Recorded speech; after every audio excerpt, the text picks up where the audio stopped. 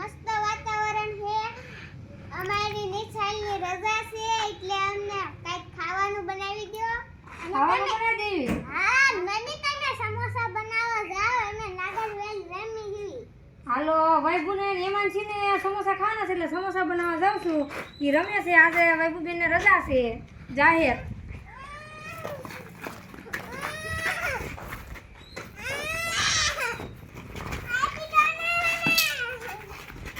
આ જો વૈભુને નિમને સમોસા ખાવાના હતા એટલે બટેકા સુધારવા મળીશું.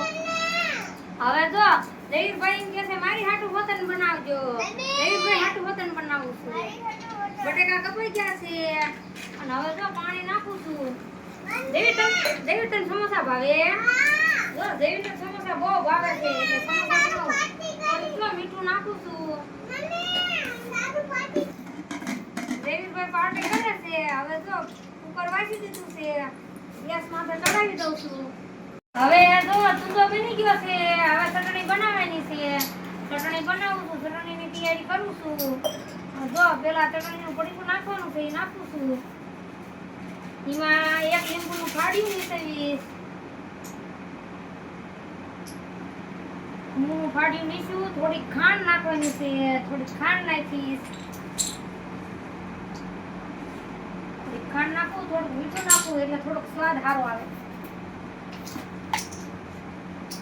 હવે જો ચટણીનું તૈયાર થઈ ગયું છે. માવો તૈયાર થઈ ગયો છે. ચટણીનું તૈયાર થઈ ગયું છે. હવે ચટણી મેકી દઉં છું ઉકળવા.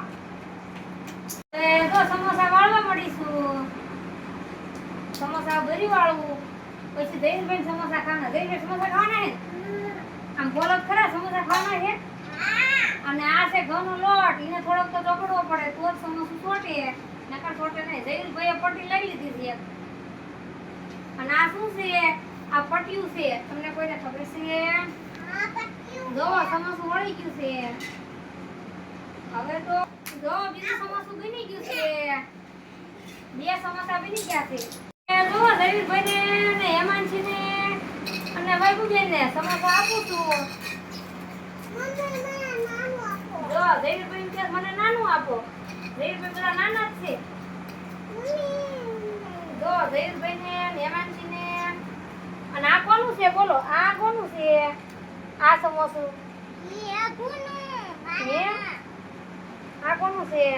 હવે ચટણી કોને કોને નાખવાની છે? જો દેવીભાઈ કે મારે ચટણી નથી ખાવી અને હેમાંશીને વૈભુબેનને દઉં છું સમોસું. જો દેવીભાઈ કે ડુંગળીમાં નથી ખાવી. જો દેવીભાઈ તમને નોખી આપું. દેવીભાઈને નોખી આપું છું ચટણી. હાલો બધા મળો ખાવા. હાલો સમોસા કેવા લાગ્યા છે હવે બોલો તો? મને આ તો બહુ અસર લાગ્યા. બહુ અસર લાગ્યા. તને દેવી કેવું લાગ્યું સમોસું? હાસુ બોલ તો. બહુ અસર લાગ્યા. દેવી